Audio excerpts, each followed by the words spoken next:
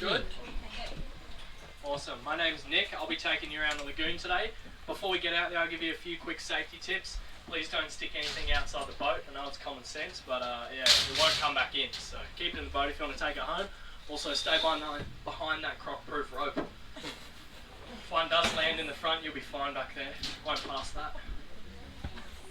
I'll be doing all the dodgy stuff up the front, like feeding them. So if anything happens to me, my radio will be there. You can use to call for help. There's also an air horn here for attracting attention. So yeah, press the button on the radio, say something like "Mayday, Mayday, Nick's in the water." I'll send someone out to finish the tour for you. Well, Nick was in the water. Yeah, don't worry about life jackets either, guys. We don't have any. They won't help you much out here. Now that you're all full of confidence, let's get out there. Just walk on the water.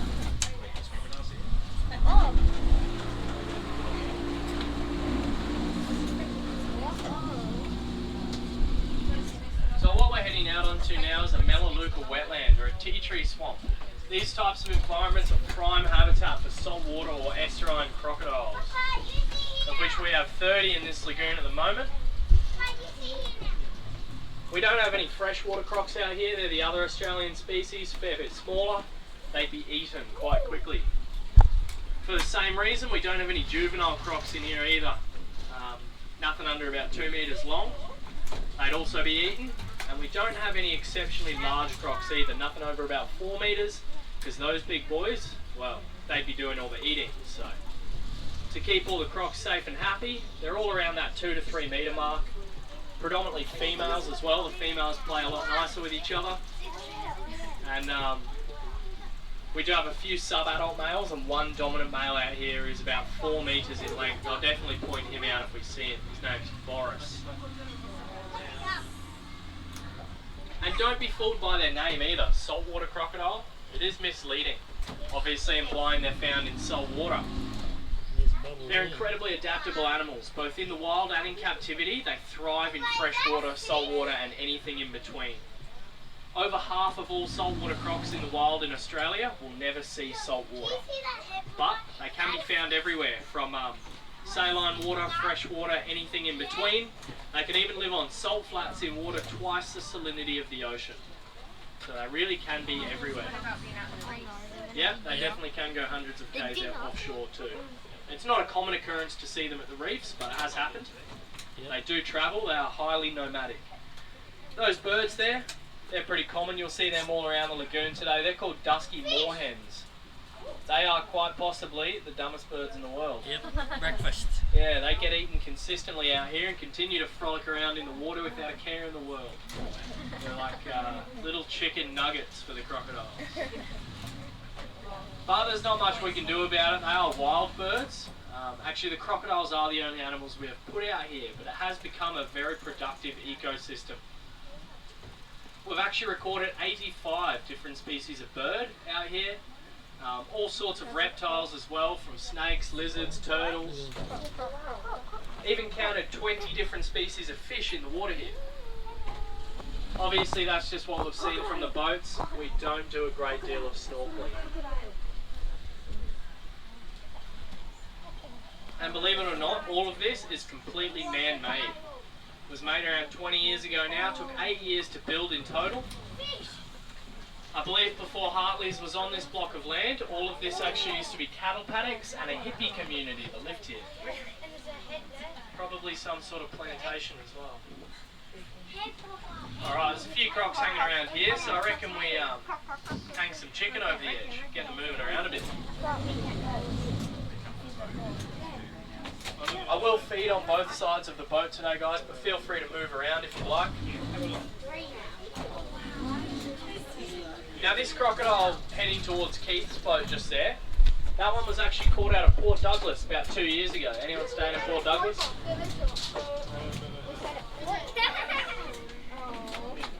Yeah, that one had to be removed after it was living in a residential lagoon near some houses, which is not ideal, but it was minding its own business, didn't cause any trouble, until one day someone threw a stick in the water for their dog to retrieve. Unfortunately, the dog swam out and that crocodile killed the dog. So we named him Fetch. Stay, you do it this time. Yeah, Fetch is one of our sub-adult males. He's about 3 meters in length. Look at that. He's got a couple of scars on his head. Look, had a few fights. Now the aim of the game here, I know it sounds mean, but I'm going to try not to give them this food. And it is for very good reason. They get overfed. Yeah, exactly. Yeah, well, they're a lot quicker than me. But being ectotherms or cold-blooded, they don't need to eat daily or even weekly. Oh, there's two. We run these boat tours. All this is Fetch here that's just come in. Being ectotherms or cold-blooded, they don't need to eat daily. They don't even need to eat weekly or monthly.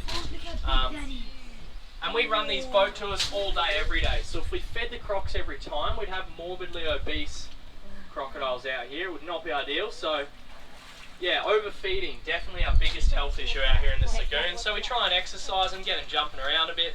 If they get the food, no problem. But I will try not to give this to them. Oh, we missed.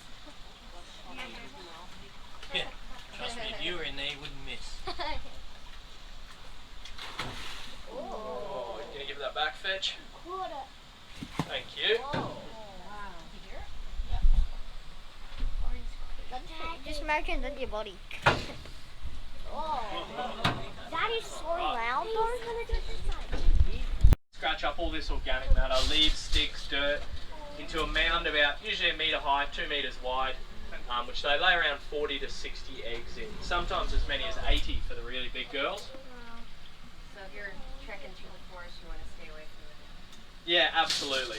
But a scrub turkey's nest looks similar. Yeah, that's it. Conveniently, bush turkey nests look very similar.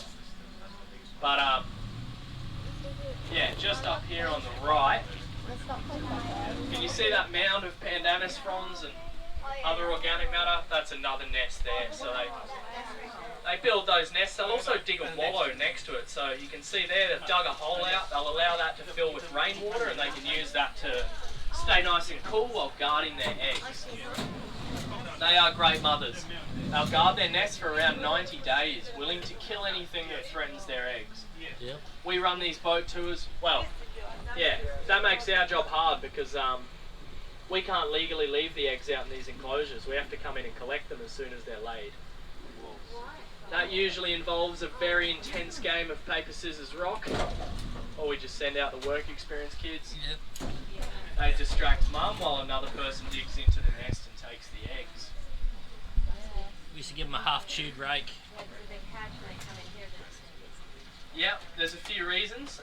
Legally, we have to have accurate records of all the animals we own. All of them in here are microchipped as well, believe it or not.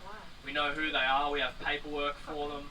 If we let eggs hatch willy-nilly, we'd lose track of that very quickly. Not to mention they are cannibalistic, they'd be getting eaten by the crocs, birds, snakes, all sorts of other wildlife in here. And if you look at the boundary fence as we go around this corner, it's chain link fence, just like this sort of stuff. Baby crocs would go straight through that. We have Tin Creek about 20 metres that way. Other side of the lagoon is Hartley's Creek, and then the ocean's not even 2 kilometres that way. So we'd be populating the local area with crocs basically, which is frowned upon to say the least. There's another nest at the top of that hill there.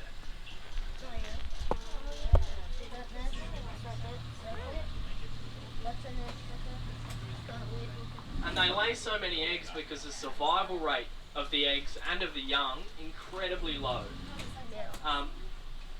Large majority of eggs will completely fail to hatch. Whole nests will completely fail to hatch, usually because of flooding.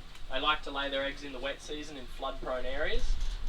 And then the ones that are lucky enough to hatch, only 1% of baby crocs, it's estimated, will ever make it to maturity. I've even heard estimates of less than 1%. Under here is so smooth. And they're cold. That's like bumpy, but like the other side all is like these feel muscles. Wait, can it still bite? Yeah, he can still bite. He's just So like you and I, he bites. mouthful of teeth, just the same as everybody. Yeah. And what type of snake? He's a black-headed python. Black-headed. Yeah, we It's weren't real black-headed. inventive with that one, were they? Yeah. It looks like it's a criminal. Yeah. Right, his tongue is black too. Yeah.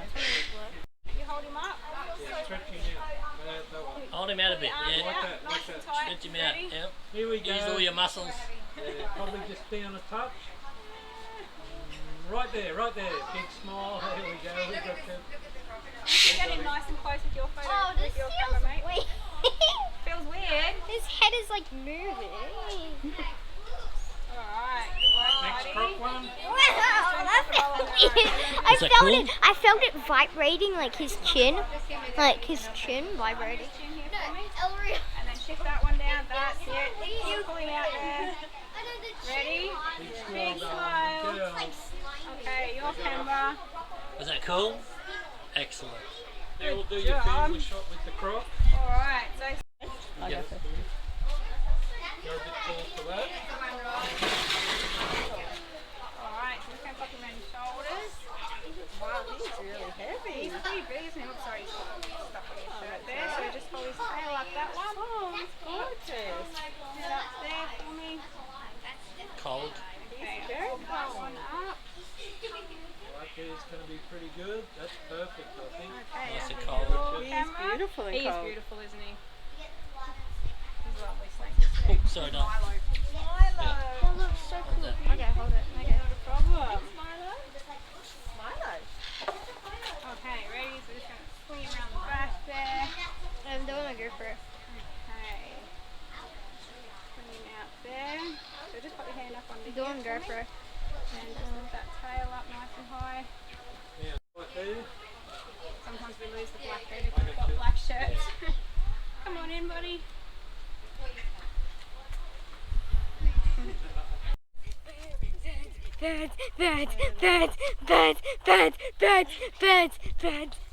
Go.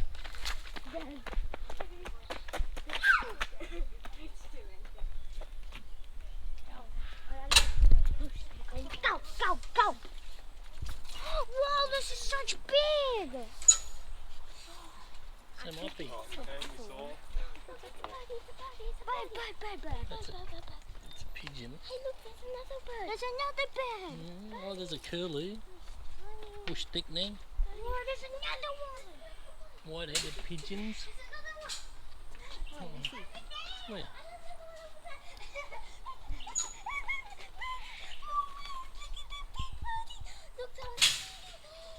Look at the jabberoo at the back.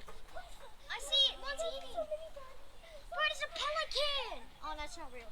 Where? Oh, it's back there. Up there.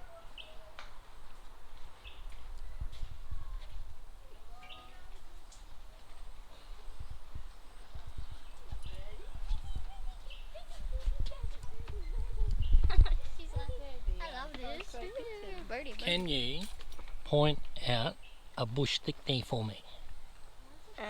Curlew. Give you a clue. Curlew. Curlew. Oh. Oh, Curlew. Oh, You know what a oh. curlew looks like? I think so. Anyway. Righto. Would that be a curlew over there? Yeah. That's a curly. That's a curly. Okay. Well done. There's two. Yes. There's a few.